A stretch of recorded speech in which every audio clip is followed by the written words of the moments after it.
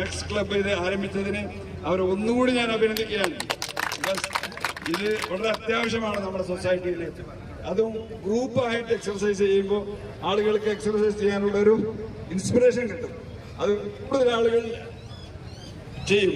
അതാണ് അത്യാവശ്യമാണ് നമ്മുടെ നാട്ടിൽ.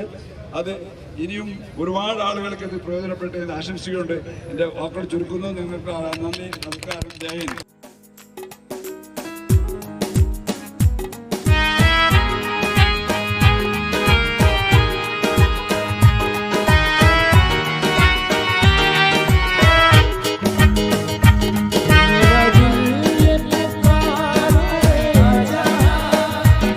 मेरा दिल